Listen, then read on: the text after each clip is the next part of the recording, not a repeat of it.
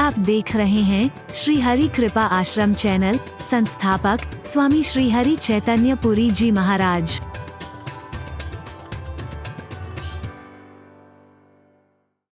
समझ लोगे, अपना लोगे तो जिंदगी समझ जाएगी आपकी। जवानी भी कैसी हो देखो जरा, उधम सिंह की जवानी को देखो, अमर शहीद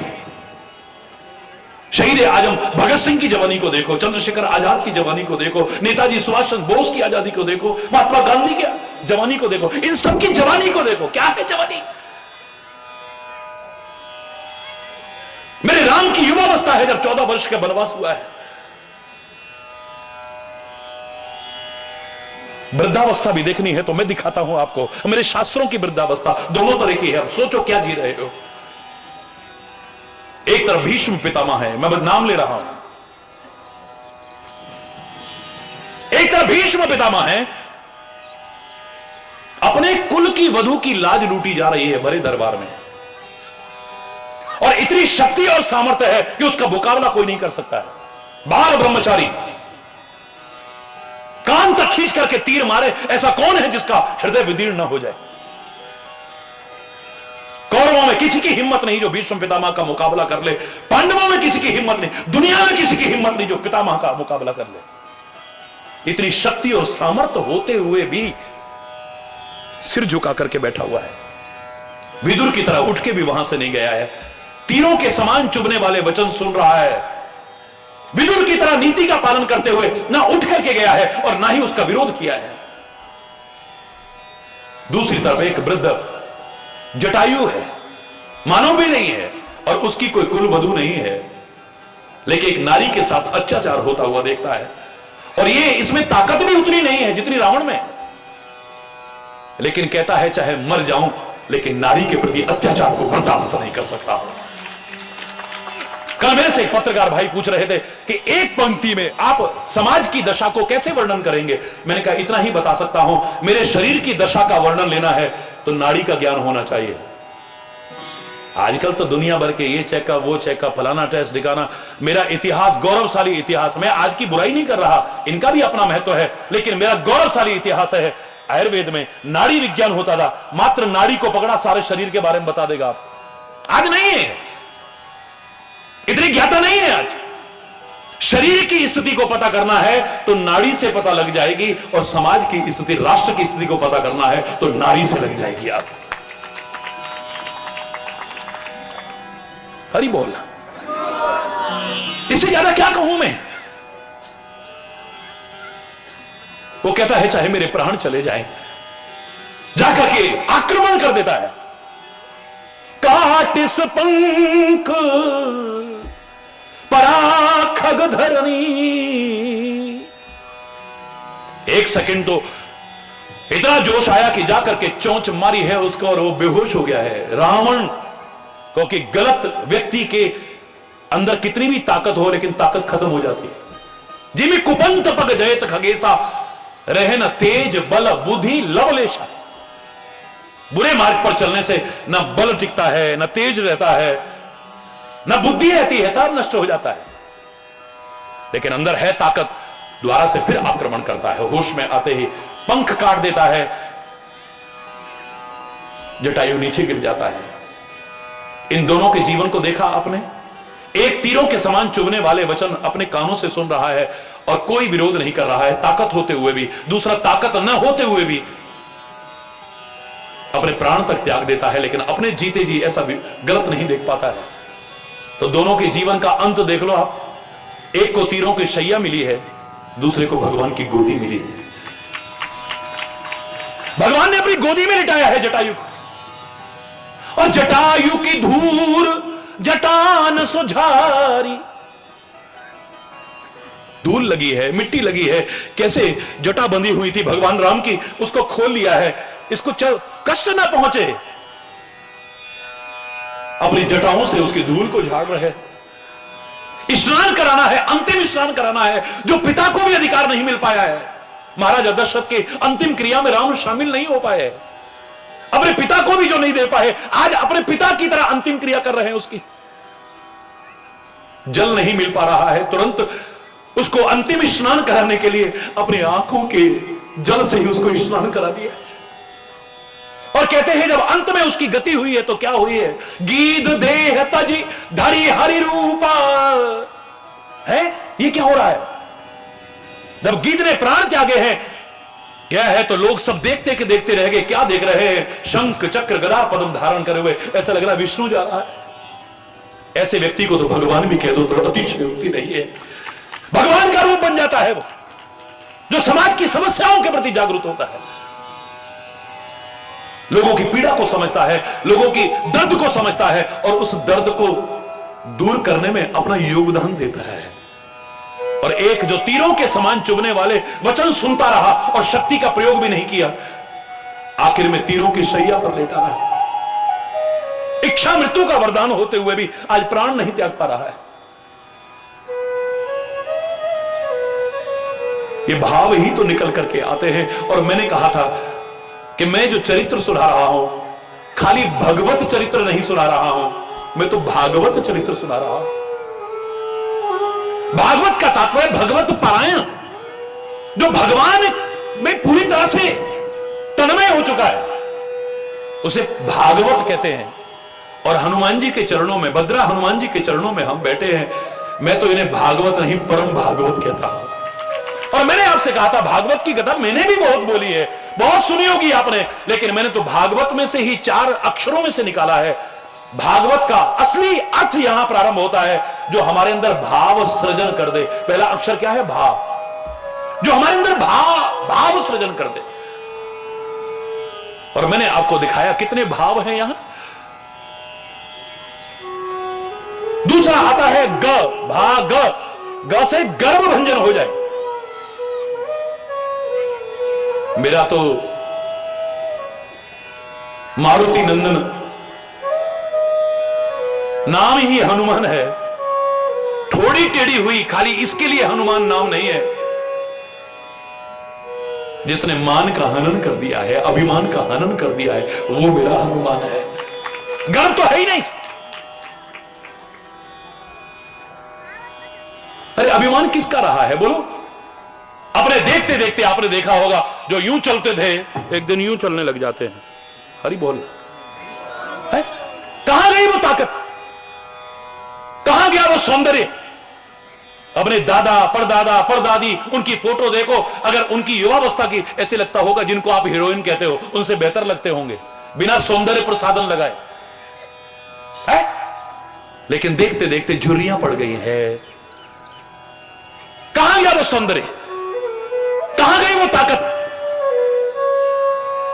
धन भी है, किसी का गुलाम नहीं बना है। लक्ष्मी को भी चंचला, उसके अनेक नाम में एक चंचला है। ये पता नहीं कब कहां से कहां चली जाए, पता ही नहीं चलेगा। ये सब कुछ हमेशा नहीं रहेगा।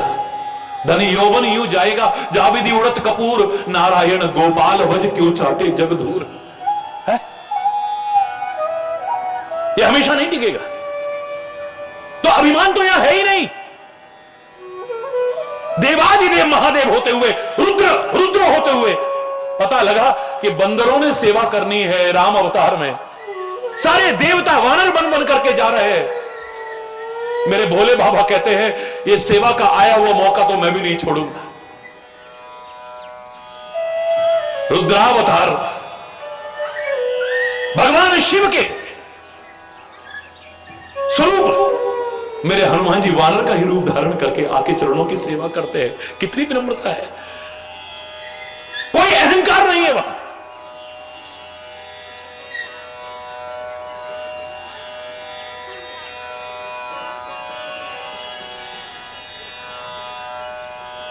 मत कर तू अभिमान रे बंदे, झूठी तेरी शान रे।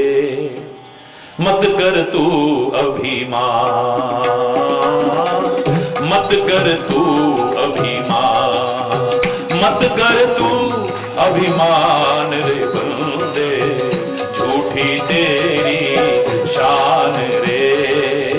मत कर तू अभिमान।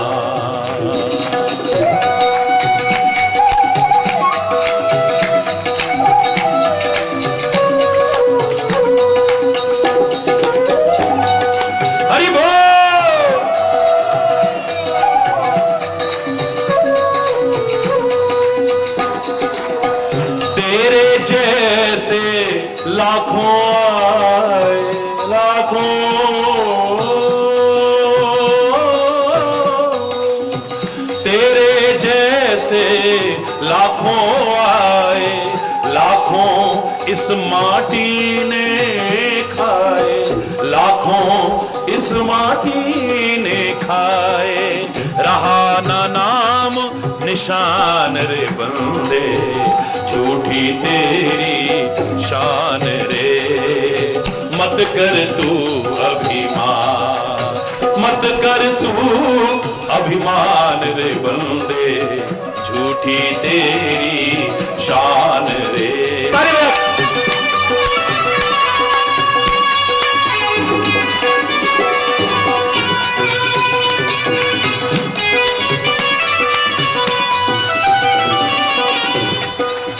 तेरे जैसे लाखों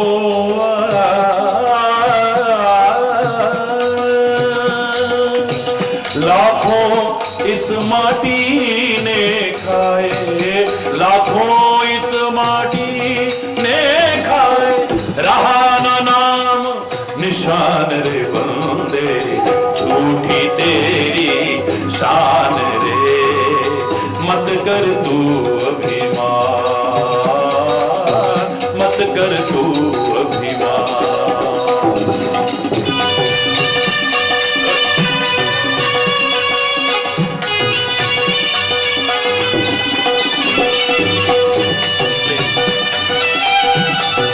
हरि बोल।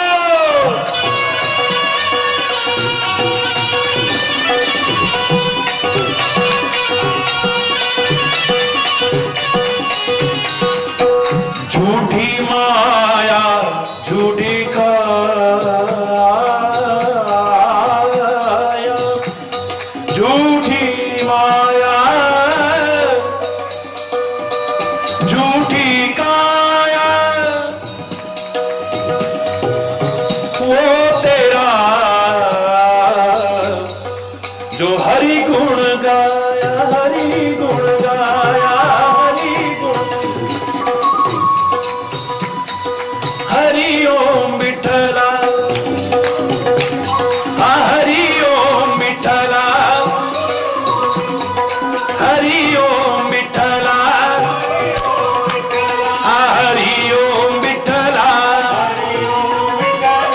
पांडुरंग विठला।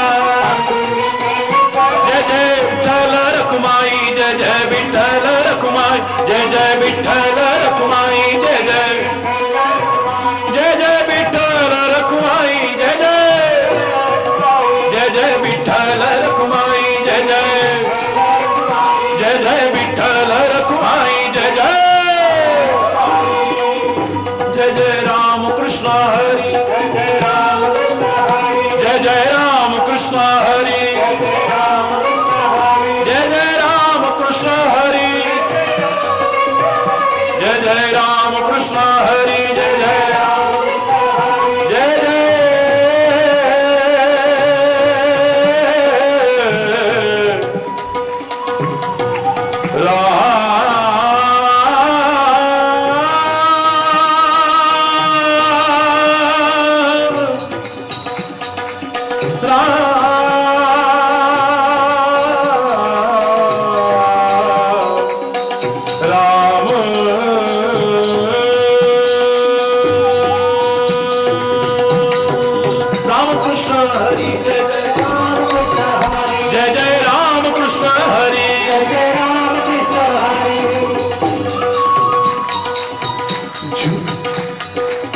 वो तेरा जो हरि गुण गाया, वो तेरा जो हरि गुण गाया, जप ले हरि का नाम रे बंदे, मत कर तू अभिमान रे, मत कर तू अभिमान, मत कर तू अभिमान।